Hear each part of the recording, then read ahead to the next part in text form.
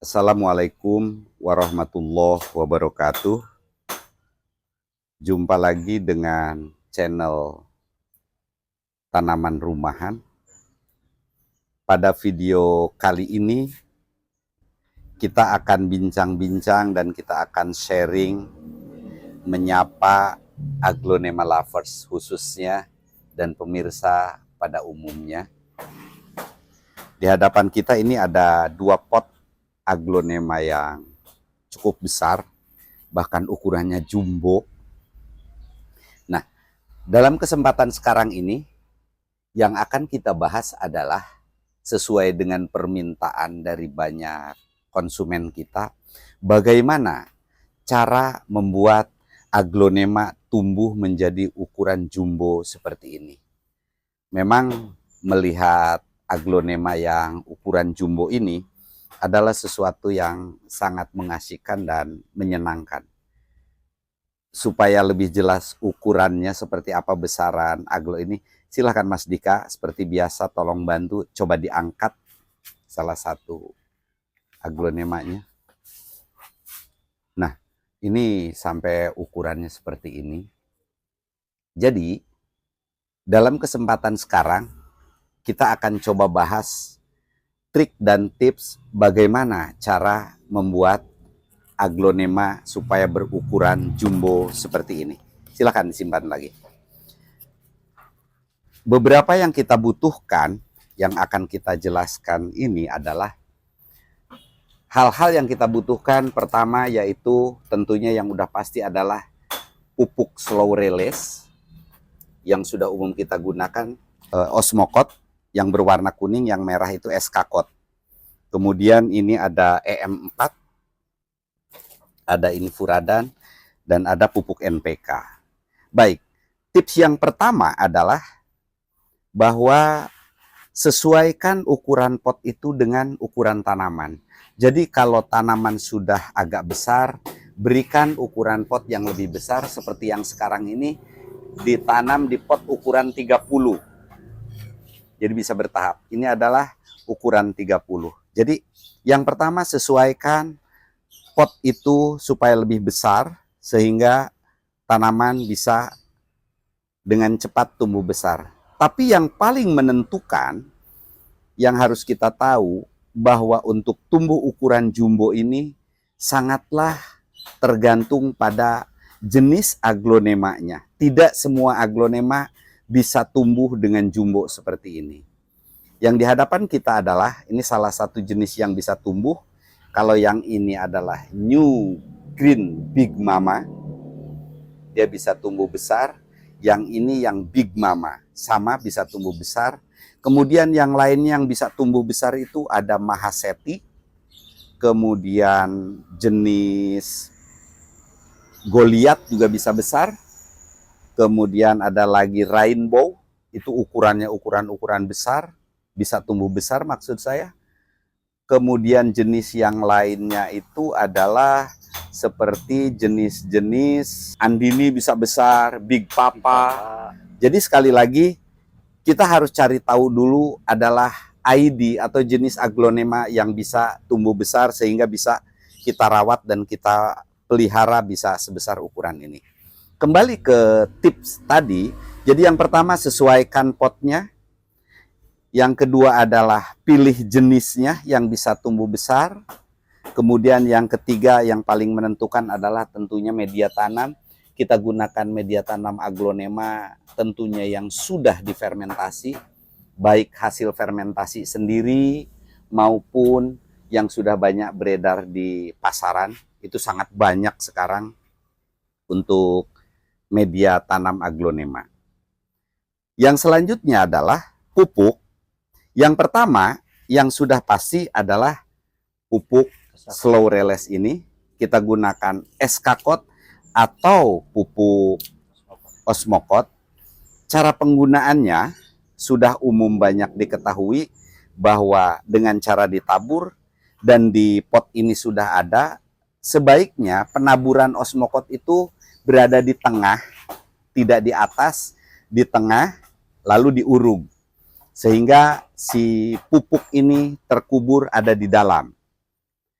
Kenapa disebut pupuk slow release? Karena pelepasan hara yang terkandung di dalam pupuk itu dilepaskan secara pelan manakala terkena siraman air, baru melepaskan unsur haranya yang akan diserap oleh tanaman. Jadi 3 tips tadi, mulai dari pot yang sesuai, media tanam yang bagus, dan pupuk osmokot atau eskakot yang akan digunakan, itu yang sudah umum dilakukan oleh kita. Nah, selanjutnya ini adalah yang kami lakukan. Untuk selanjutnya adalah pupuk NPK. Ini banyak kontradiksi dengan teman-teman yang berpendapat berbeda. Tapi kami hanya ingin menceritakan bahwa itulah yang kami lakukan.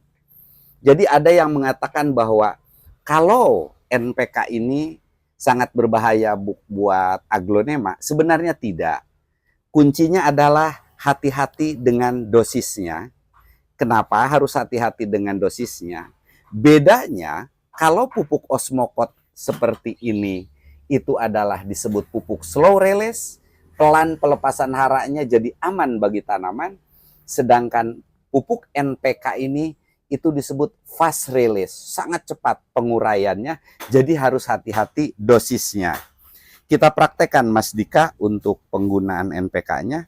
Jadi kami menggunakan NPK itu kita tabur 2 minggu sekali. Cara pengambilannya itu cukup dengan 2 jari. Oke, ambil 2 jari, beberapa butir aja. Nah, seperti ini. Tidak terlalu banyak. Lalu kita tebar. Nih, silakan sama Idik ditebar. Ya, ditebar seperti ini.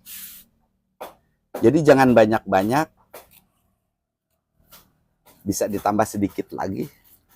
Yang penting dosis itu tidak berlebihan. Jadi cukup sedikit seperti itu, kita aplikasikan setiap 2 minggu sekali. Paling telat itu 3 minggu, biasanya kalau udah nggak kelihatan, udah habis di atas, baru kita tambahkan. Jadi tidak usah khawatir ketika menggunakan pupuk NPK seperti ini. Yang penting adalah dosisnya, bukan rusak ke tanamannya. Jadi masalahnya aplikasinya. Bagaimana ukuran dosisnya itu harus hati-hati dan tidak berlebihan. Kenapa dibutuhkan NPK? Sekali lagi itu adalah untuk pendorong yang cepat, karena NPK ini adalah pupuk fast release. Nah, itu yang keempat. Yang berikutnya adalah nyiram dengan EM4 yang sudah kita cairkan. Silahkan Kang Dika dipraktekkan. Nah, ini udah kita sediakan air 3 liter. Lalu kita campur dengan satu tutup EM4.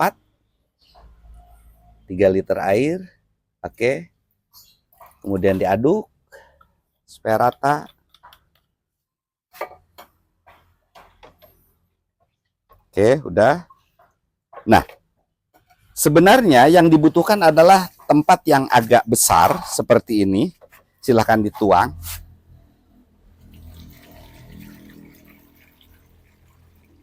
Kenapa dibutuhkan tempat yang besar? Karena yang lebih baiknya itu 1 bulan sekali mengaplikasikan E4 ini dengan cara perendaman.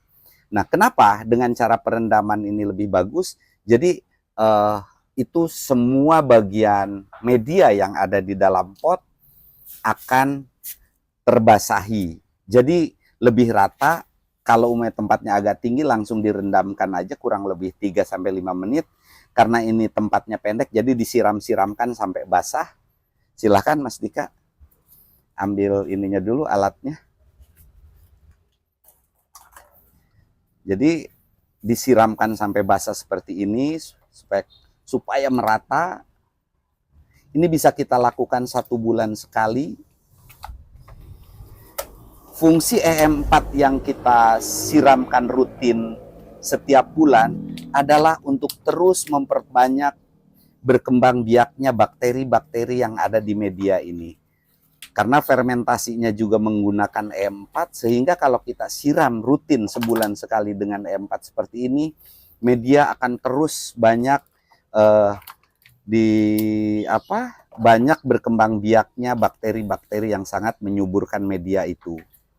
Jadi ini sampai basah, makanya saya sarankan dengan cara direndam itu jauh lebih baik daripada dengan cara disiramkan seperti ini. Kurang lebih seperti itu tipsnya, beberapa yang bisa kita lakukan, beberapa langkah-langkahnya. Jadi sekali lagi usahakan penyiraman ini sampai basah, semua medianya rata.